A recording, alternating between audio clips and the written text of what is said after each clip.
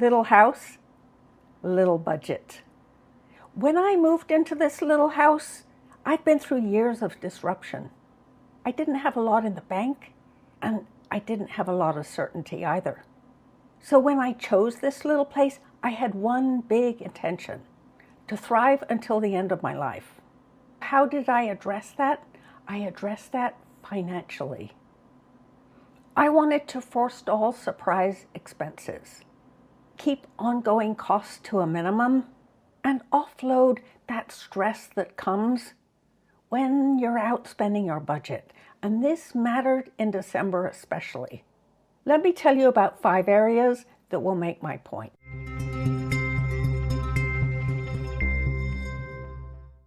Just so we're clear, what kind of space are we talking about when we're talking about my little house? The house has a 700 square foot footprint from the outside. However, if you look at my exterior walls, you'll see they're extremely thick. So inside, it's quite a bit less than 700 square feet. It's more like 600 square feet. So that's what I'm working with. I have 2 bedrooms, an accessible bathroom, this big room, which is a kitchen living room, and a utility room. It's all on one floor, and it's spacious enough to move about anywhere with a wheelchair, a walker, or one of those knee scooters. I've tried it. This isn't a tiny house. It's not a big house. It's a house, a little house. Let me talk first about the land of things, and that means gifts too. I found living in this little house that any little extra item, well, it has to have a place where you can see it, or it has to be stored. Neither of those two is practical. Oh, I have some storage, but not for things I'm not using every day, or things I never use. And as for having it out, let me talk about that for a moment. I have historically been a messy my whole life, not a tidy person.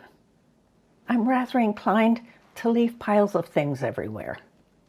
But ever since moving into this little house, even one extra item in the visual space tends to irritate me, make me anxious, feel a little bit fluttery and overwhelmed. That quite surprised me. So in these 5 years while I've lived here, I've had to change my ways. Keep everything picked up, not bring more stuff home, and not accept gifts. That matters in December, yes. And I can give you an example. I like splashy plants. They light up this room. But I found one too many or one too messy looking. It doesn't work for me at all. And in fact, you may have seen me with a gigantic poinsettia I fell in love with. Well, the color was fantastic. It won't fit in my little space. That was a matter of me going to a store, silly me, and being attracted to what the store had on display. Oh yeah, that lovely poinsettia. And it was quite the splurge too. The moral of that, I can be enticed to buy things in December, well, just like anyone can. But I'd rather not. It doesn't work well for me. So I'm not buying gifts. I'm not worrying whether I'm doing the right thing by another person. And I'm not receiving gifts either. Oh, food will work, but not an item that I'll have to display or store. I don't have room for that in my life, nor does my little house. Because I'm not in receiving gifts mode, I'm also not shopping for them. Yeah, no busy parking lots. No getting elbowed in the face by someone who wants to get ahead of me in line. No anxiety about getting it right. And if I receive a gift because I haven't made my thoughts clear, I'm no longer having to pretend to love something that doesn't fit in my life. My little house gave me this clarity and saved my budget. Let me talk about decorations and storage costs. I don't spend money on decorations. Do I enjoy them on other people's houses? Oh, absolutely. But in my home, no, I can't do that. To put it plainly, storage costs money. And decorations are either out on display, and I've already spoken about how even a little can seem like too much in a small house. And when they aren't on display, they're being stored. So there has to be a place for them. I have nice closets in my little house, but no room for boxes of decorations. We're inclined to forget, I think, that storage costs money. And I don't have that kind of money to spend in December. I'll give you a quickie example. Say you have one box of holiday decorations that you have to store when they're not out in like December. An average kind of plastic bin. We're going to go with 18 inches by 28 inches. That's the footprint. I'm not bothering with height here. The area of that footprint is 3.5 square feet. Now, if you remember when you bought your house, moved into an apartment, whatever the dwelling was, there's a price per square foot. They kind of tell you that in the process. There's a price for that bin you want to store, the 3.5 square feet of bin. And if in the average of a home, the price per square foot is $250, what are you paying for that bin? $850. Oh.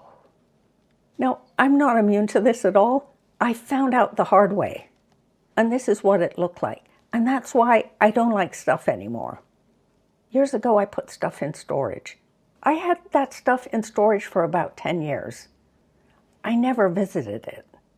I finally decided when I moved into this little house, I'd better visit that storage area and clean it out. I hadn't used anything in that storage unit for 10 years, right? I looked at the bill. I counted up the dollars I'd spent. $10,000 to have that storage unit for things I never used or visited or wanted. $10,000. I could have skipped it. So yeah, no December decorations for me. My little house taught me that, finally. Saved me a whole lot of storage costs. And costs per square footage in this little house. Item number 3. In this country, December is a time when winter sets in. Much colder in over half of the country, and heat is necessary. So if we're looking at frugality in December, the cost of heating is very relevant. Now, I live in a state where heat, just the heat bill, can cost more than the mortgage. It's that cold here. And when I moved in, I didn't want the feel, if I was going to thrive here, that I had to worry about additional budget expense if I wanted to raise the thermostat a degree or two, just so I'd be comfortable. Now, I'm going to give you specifics about what a heating bill can look like, just so you get a clearer picture.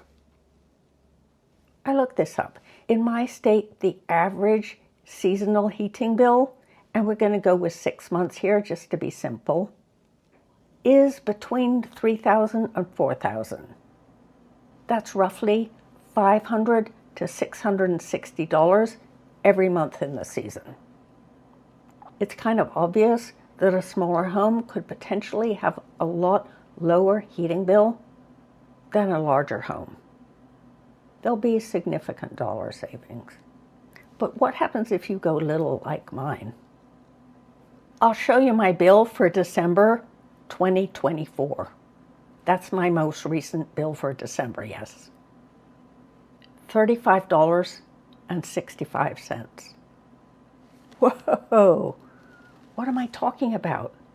That's not just my heating bill either. That's all the electricity in my home. All of it. The washer, the dryer, the hot water heater, the refrigerator, the stove, everything. I'm all electric. So there's that. it's a renewable energy source. But I have a couple of other things going on as well. You see my exterior walls are thick. My house is really well insulated. It's highly energy efficient. That helps. And what also helps is the roof is covered with solar panels. And in the summer, it generates enough solar, even in this very dark state, to power my entire year. And when you see that my bill for last December was $35.65, that's the baseline, taxes, and the meter. That's it. And for the good of the order, let me be clear, I don't store energy in batteries here. I don't have wall space for batteries. My solar energy goes up on the grid, and then I take from the grid when I need it.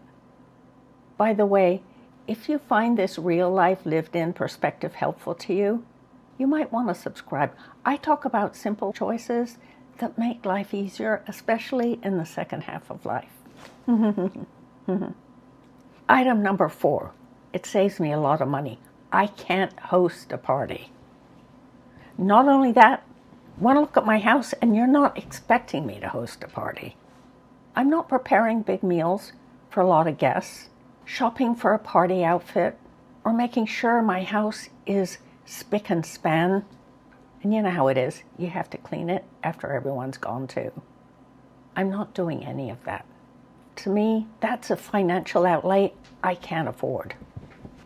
And I can't afford the energy either, the bandwidth, or the sheer drain on what I'm able to do. In reality, here in this room, I can host 2 people. 2. I have no dining room table. They would have to eat on their laps, so we're not having gourmet dinners here. I usually invite folks over for tea, and yeah, they get tea and some biscuits, cake, something like that, easy. Now, have I had more people in my house than that? Yes, but they have to be outside on the deck and not December. I once had a group of 8 from a Habitat for Humanity workshop that took place in my yard, and they sat on my deck. It was kind of crowded, but they were enjoying themselves. I served them deli sandwiches, lemonade, and perhaps a fruit. That was it. And were they eating on china? No. I don't have room to store stacks of plates. I have 2 dinner plates. So yeah, it was paper plates and cups and no utensils. No thank you. Consider how much money I save by not entertaining, least of all in December. My final piece about economies in December. These are the upshot of spending less. I find I do December now in a very relaxed, casual, and calm way. It never used to be like this. I used to be an anxious wreck, while catering to what other people needed, and not especially myself, and making that happen with my time and my budget. I'm no longer fussed with going here and there, trying to attend to things. I'm more content puttering around in my little house. So this final gift of the little house to me in December, this spaciousness in my budget, it's given me myself. Time to be me, to be less worried, enjoy the winter in my nice warmy place. And that's it for now. Don't forget to subscribe and we'll talk soon, all right? See you then.